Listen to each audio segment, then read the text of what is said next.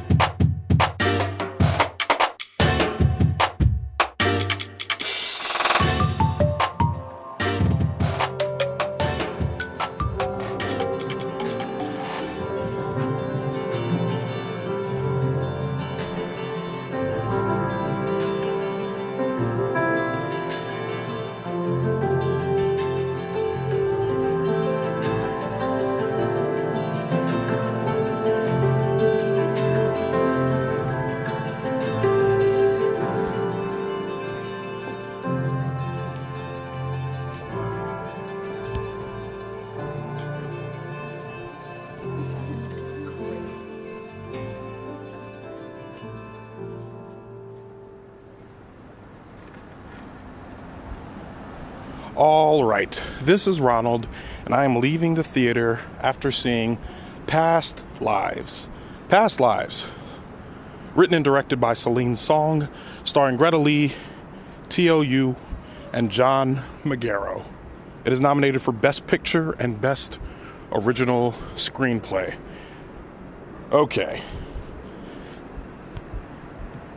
While I was watching this movie, I realized that it's rare that they just call a movie a romance movie.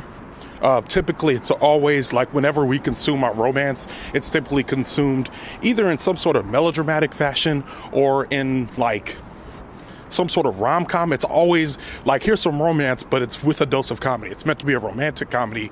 We'll give you some serious elements, but we want to make you laugh. This movie is not there. No. This was, honestly, for me, this was a romance horror movie. Like, they made this, they literally were like, what can we do to put Ronald in an utter sense of despair? And the only other time I felt like this watching a romantic anything, walking out of anything, was Starstruck, the last season, where they do not end up together. Now, I'm sorry. For some of y'all are going to be like, hey, you might be spoiling. I just got to talk plain on this one, so there's going to be spoilers. And this is probably more of a review for people who have already seen it, more than it is for people who have not. Let me just start off by saying it's a great movie. It's great. I don't know if it should be up for Best Picture.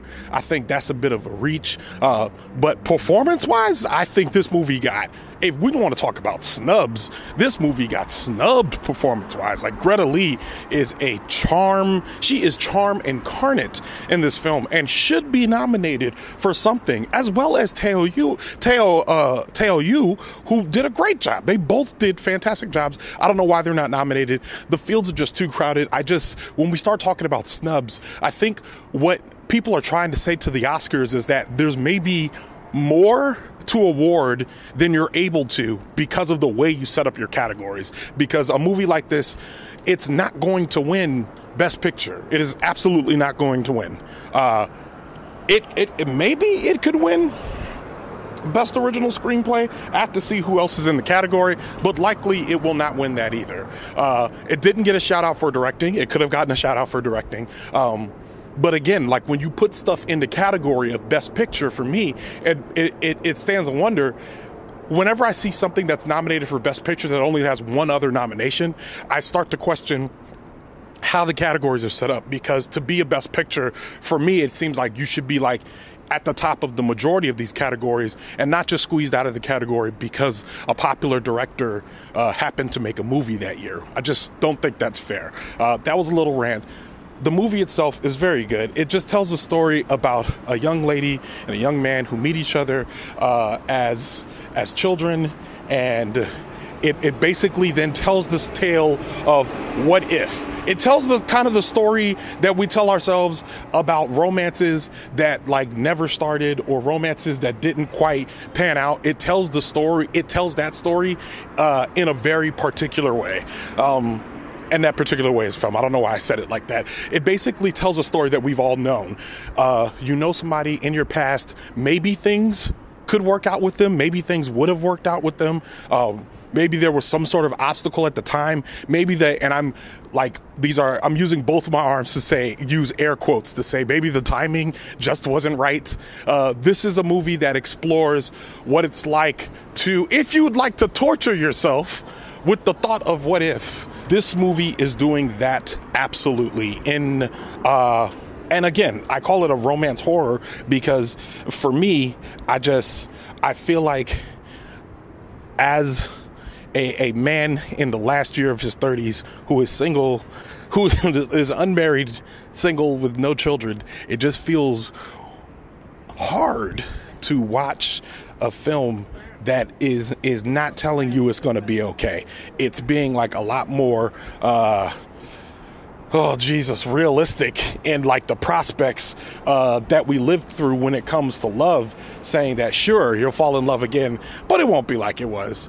Or sure, you'll fall in love again, but because you didn't see this other thing out all the way, you might have some sort of wistful feelings of longing that never go away. You just live with them forever. And if that person shows up again in your life, there goes the personification of those feelings looking you in the face, being like, man, what would have happened if we just, had tried it out? You know what I mean? Like, man, come on, man. Like, there's some what ifs you can live with. There's some what ifs where you're like, it's unlikely that this was going to work. But the what if where you're like, I don't know which way it could have gone, and sometimes I wonder about that. Come on. Like, why would you? Oh, it stressed me out. It was a very good movie. It stressed me out. It makes me sad, because I don't want to think like that. And I really do want to live in the Disney world where things work out. And the thing that gets me is, and if you're yelling at me, just like things work out, I don't want to think like that, man. It sucks. Who wants to live like that? Nobody wants to live in a world where it's just like, oh, if things don't work out, you just about to tough it out, blah, blah. Like, I think you suck if that's the world you want to live in. Like, granted, it's a beautiful story. Great. There's a beautiful story of love that continues and lasts or whatever and endures even though we can't see it through to the end. Yeah, okay, that's great. But like, man, like anybody who just like watches that and be like, yeah, well, that's life. Like, I can't do it. I can't do it. I'd rather be sad than not be optimistic. And I don't know. I just hope that they have, I think generally, I appreciated the story. I appreciated it as a work of art. The messaging is just like, I don't know if it's something I needed to be reinforced for me personally, but it doesn't hurt its score at all. The movie it moves slow at times, which doesn't really, I know it's intentional, it's meant to do it, but there are times in there where if I'm watching this slow, painful thing and I know I'm not going to be satisfied towards the end of the film, there's no satisfying, there's just no gratification in this film whatsoever. And I feel like I'm just arguing with myself at this point. Let me just give the rating. I give this a 4.5 stars. I don't know if I'll ever watch it again. It's like listening to a sad song on purpose. Very 500 Days of Summer.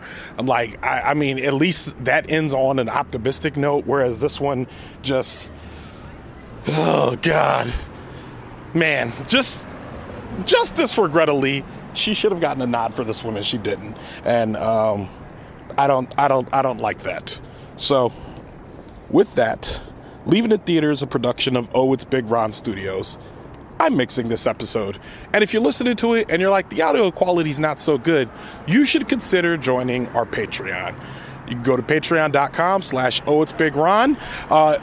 Just know that the funding that you give to Patreon directly contributes to things like this, like mixing the episode. So if you're listening to it and you're like, this could sound a little better, just know that I do my best, but mixing is not my forte. I am a producer. I make things. I do the type of mixing that gets us over the hump, not the type of mixing that makes a show sound professional, like that car that's going by right now. An engineer could have probably found a way to make that even quieter, but instead you're listening to it and be like, wow, that's Wish Alex or Tom could have gotten rid of that. And the thing is, they can if you contribute to the Patreon. Help us out. That's patreon.com/OhitsBigRon. Again, that's patreon.com/OhitsBigRon, or you can go to the link in our show notes. Show art from Heather Wilder. Theme music by the mysterious Breakmaster Cylinder. For more information about past lives, you can check out the link in our show notes. You can follow me on Twitter, Instagram, TikTok, or Threads at OhitsBigRon. That's at OhitsBigRon. You can find out more about this show and other OhitsBigRon Studio shows by following us on Instagram at OhitsBigRon Studios and on Twitter at OhitsBigRon Stew. That's STEW.